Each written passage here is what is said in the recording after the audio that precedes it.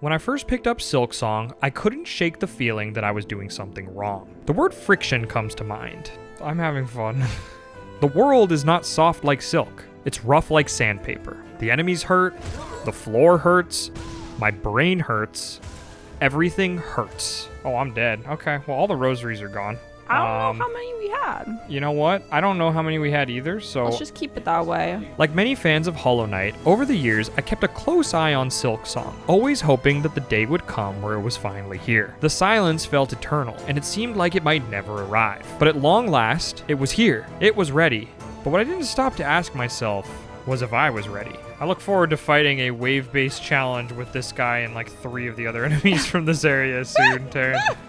Silksong is quite the step up from its predecessor, and that's not necessarily a bad thing. What really interests me is one particular facet of the game that sparked a lot of controversy. It's not the bosses that people are upset about, it's the runs back to them.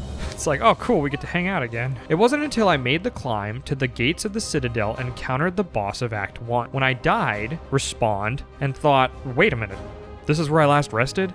Yeah, honestly, if you do this with the diagonal pogo, you're one of God's warriors. Surely there must be some kind of mistake here. I remember climbing up to the top and finding a spot that seemed perfect for a bench and thinking, oh, that was my bad. I must have missed this. And yet there was nothing. What even is up here? Why is this here? I couldn't tell you.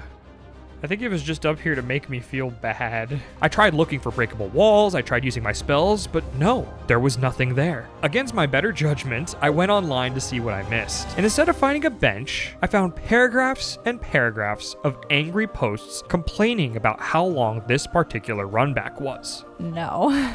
Let them go like, without... You know what would be hilarious? No benches. I think a lot of the pain in this particular runback stems from the feeling that most of the game has been out to get you from the start. It sounds silly, but after getting kicked enough times, one begins to feel a little unwanted. I'd be lying if I didn't admit that sometimes it feels like the devs are sticking their foot out to trip me just to point and laugh when I fall. While it's funny the first few times, the joke gets old quick. Oh shit, I was like, that looked like a trap. Oh... Evil. But that caused some pause in me. Was it the game's fault for tripping me, or mine for falling for it? Well, oh my God. I can't get this bench, unfortunately. What the because, yeah, fuck you. In the same vein, is a brutal runback to a boss a waste of my time? If so, can someone please explain why I can't stop doing them? My God, just getting here took forever.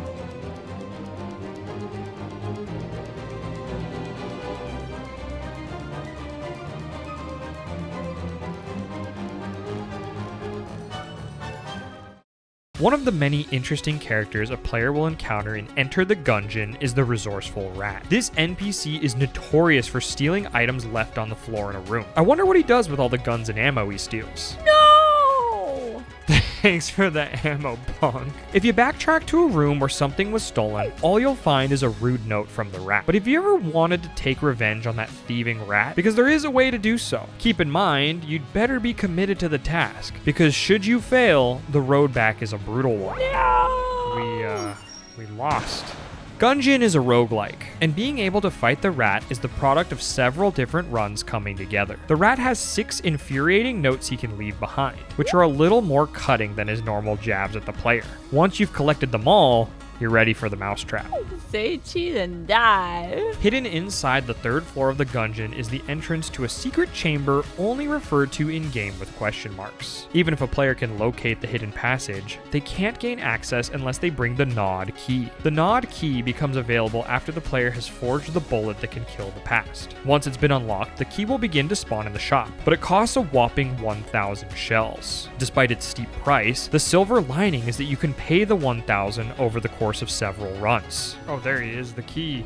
Oh! Okay, we need another, what is that, maybe like 50 more? Yeah. Alright, let's not spend any yet then. With the key in hand, the Gungeoneers need to find a room with several rats somewhere in the black powder mines. There's a hidden trap door in this room that provides access to a minecart rail. It's a long rail, and it only goes to the right, seemingly to a dead end. But at the end of the hall, you can spend a blank to uncover a secret entrance. Welcome to the Rat's Maze. This is the lair of the resourceful rat. Oh. Question mark. Inside his lair, things work a little differently. The map is useless, and the key to navigating is actually those infuriating notes we've collected. Each one is signed with a slice of cheese, and the cheese points in the direction you need to solve the maze. At the end of the maze, you'll finally come face to face with the rat. As much of a pain as it was to get here, you can finally get some revenge. After all the items he's stolen and all the notes he's left taunting you, it's time to put him in his place. It might be nice to have for if dumb things happen. No! God damn it. Dude! Oh! He's a challenging fight and far from a pushover, but considering the work to get here, you're more than capable. You deplete his health to 0 and finally best the rat until... Wait a minute. There's a phase 2?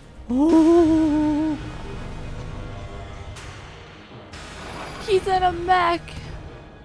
Woo! The girlfriend is here to kidnap the video. Since Boy is being so loose with the term runback, I'm sending him on his own boss runback to buy me more chocolate chips. In the meantime, why don't I tell you about today's video sponsor, Stallcraft? If you've been around here, you know I'm a fiend with a sniper rifle, so consider me an expert on the subject. Stallcraft is an open world MMO FPS set in the Chernobyl exclusion zone. It's sort of a fruit cocktail of role player elements, extraction shooter, and PvP. You can play solo or with friends. It just comes down to your style. Its quests follow a non-linear story that can vastly differ from player to player based on your decisions. With an emphasis on gear progression, most of the game is about making upgrades to your stuff. The game has an open economy, so players can trade and barter the goodies they find. There aren't wipes, meaning that you don't have to be afraid of losing anything. Unless, of course, someone kills you and takes it from you. I've got intimate experience with losing gear in MMOs, but that's why I never play without my boyfriend. There's just something fun about finding shiny loot, and the developers over there are always adding new updates to the game. So if you're interested in seeing what Stallcraft is all about, then consider using the link down in the description and trying it for yourself today. If you use our code, you'll receive a nice welcome bonus to get you started. Ooh, it sounds like Boy's runback is done.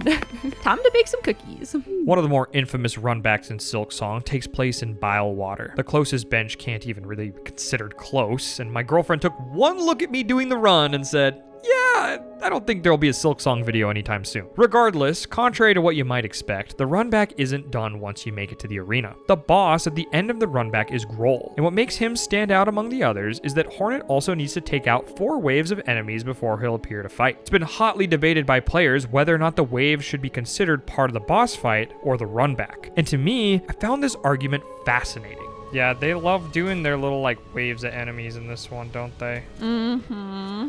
Like, that's, like, their new favorite thing. I don't know who at Team Cherry, like, what game they played, but they're like, yo, dude, this shit slaps. You gotta see this.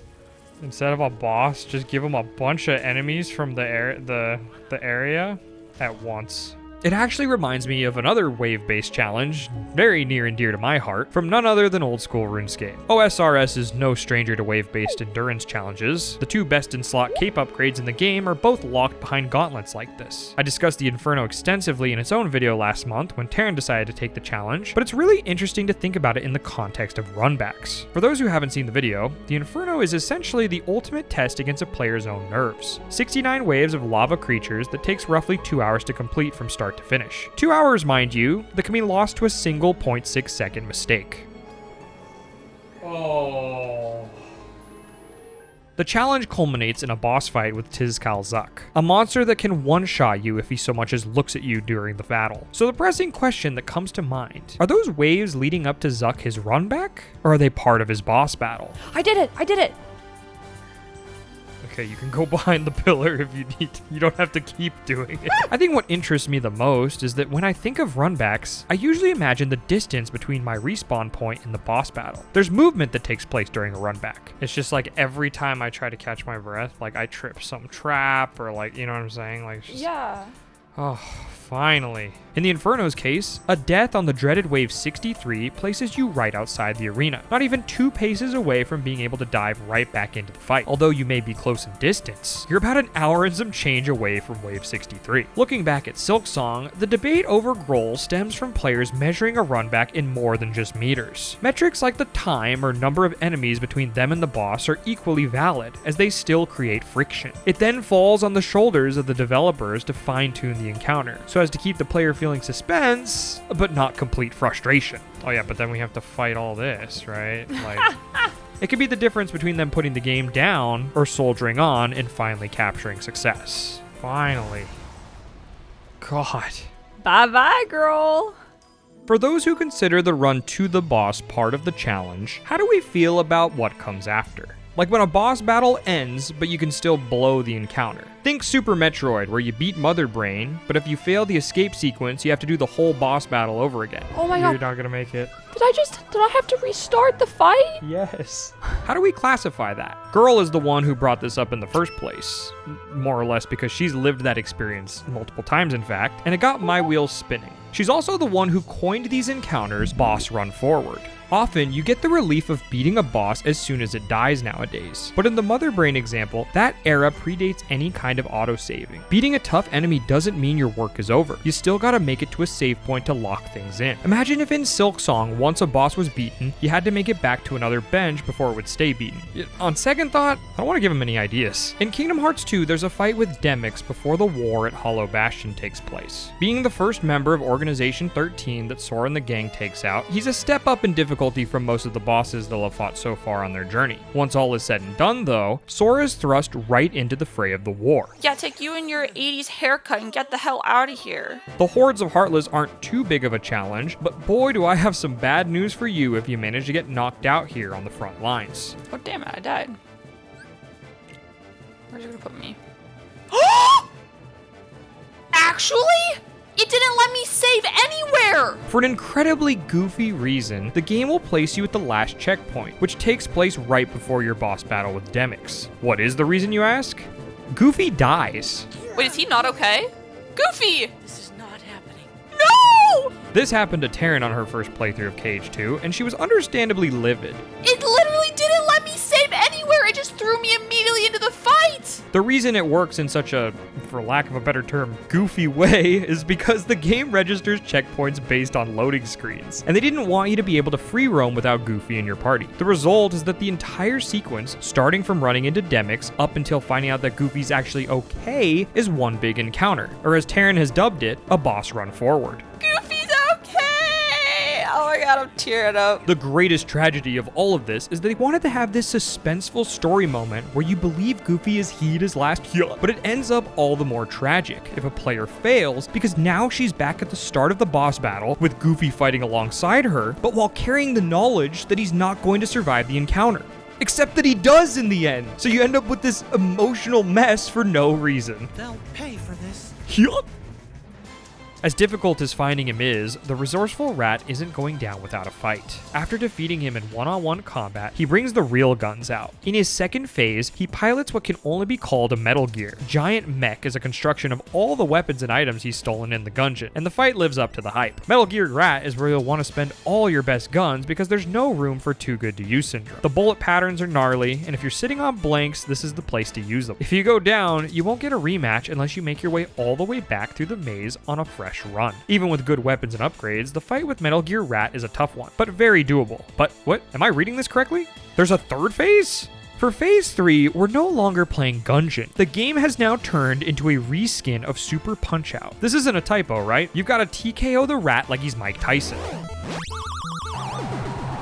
Keep in mind that only player 1 gets to do this. Player 2 just has to sit by and watch like they're Doc Lewis. There's no tutorial here either. No one tells you what button does what or how to play. God help you if you've never played Punch-Out before.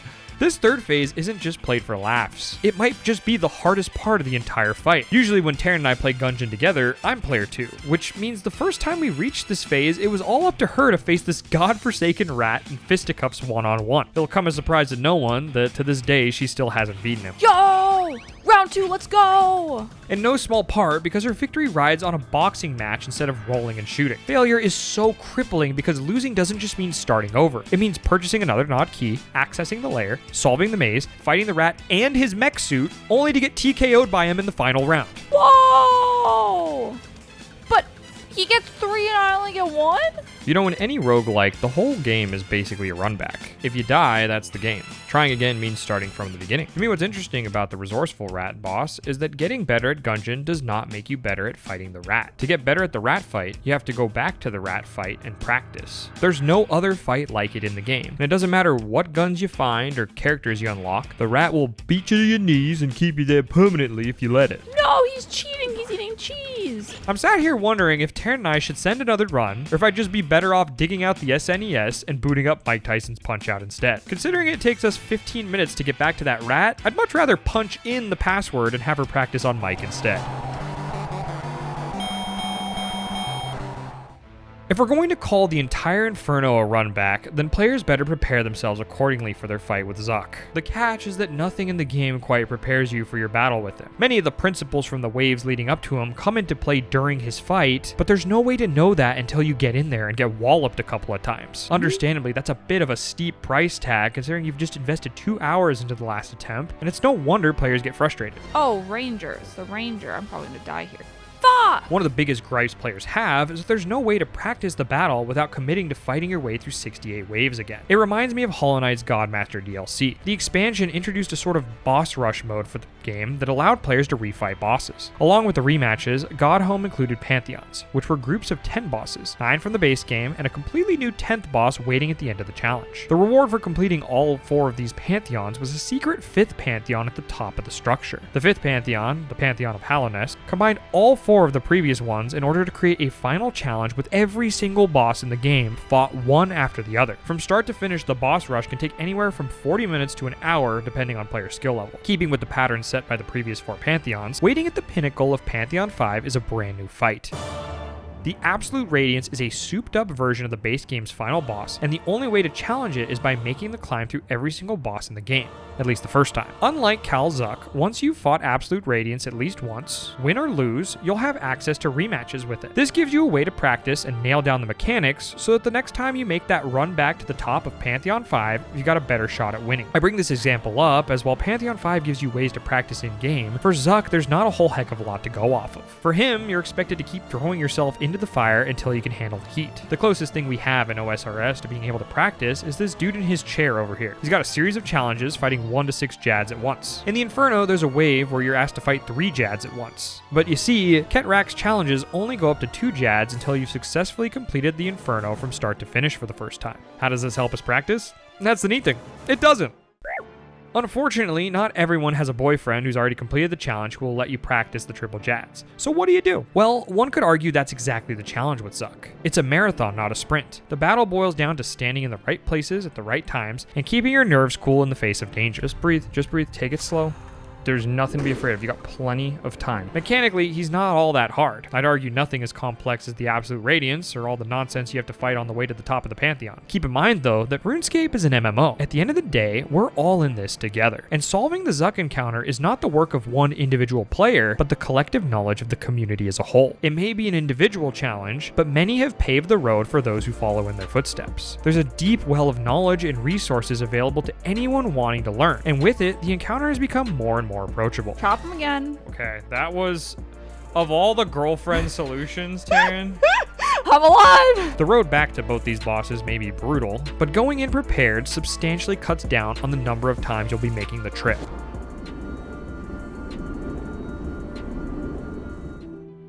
I feel like at least someone who's watched this far is starting to worry that I'm not even going to mention Dark Souls in all this. I mean, that would have been blasphemy, right? Oh, the walk back. Okay. Oh. Well.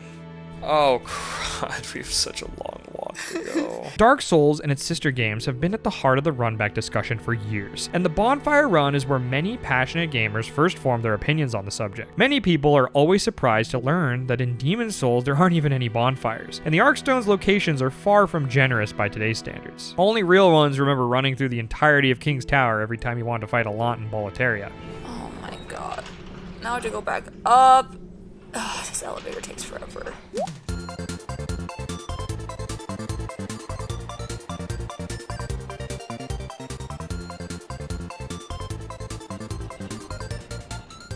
Okay, we're Remind me to pee at the Arkstone next time. A common argument is that these long runbacks are part of the challenge for the boss fights. But that has me scratching my head because as the games have gotten more difficult, the runs have only gotten shorter. I think the problem stems from difficulty, as it's a very subjective term. Please count. I don't know if it counts. No. That doesn't count?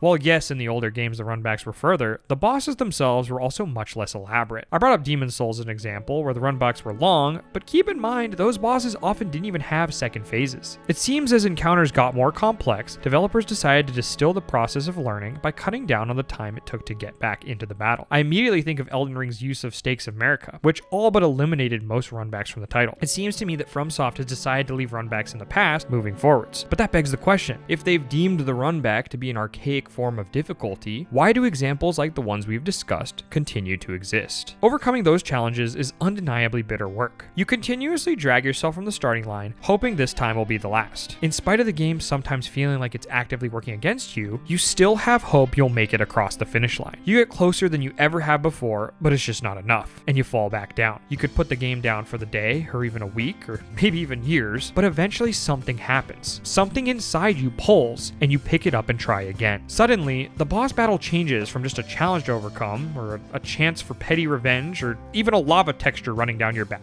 It becomes a symbol of your own personal perseverance and mastery. Are the runbacks the game not respecting your time? Or have they been the game having faith in you all along? We're seeing more and more games that place us on rails and walk us through them like a guided tour. What all the games we talked about today share in common is that they have enough faith in you to drop you into their world and let you wander around and figure stuff out. Do they always do it perfectly? No, of course not. But it's cool that they even try to begin with. It's okay to walk away when the challenge gets frustrating, but that magnetic force that pulls you back is proof that you know how capable you are. The game wasn't designed to hurt you. It always had your victory in mind. Every single reward from these brutal runbacks is well worth the trouble of going through hell, but the cathartic feeling of overcoming what once felt impossible, well, that may be the biggest reward of them all. Take your runback with you. I'd like to extend a major thank you to all our channel members and patrons who help make videos like this possible. Extra special thank yous go out to our wonderful sixth wheelers: Daniel Rogers, Gizmo, Isaac Vogan, David Webb, Mace, Gray is Sleepy, Taco Supreme, Parav Skittles, Envy, Cry, Shateboy 1888, and Cerberus. If you've made it this far, please consider liking and subscribing. It would be appreciated tremendously. For those hungry for more Boy Meets Girl content, find us over on Twitch, where we stream 3 times a week. We'd love it if you'd stop by to say hi and hang out with us. In the meantime, we're looking forward to an exciting year ahead for all things Boy Meets Girl.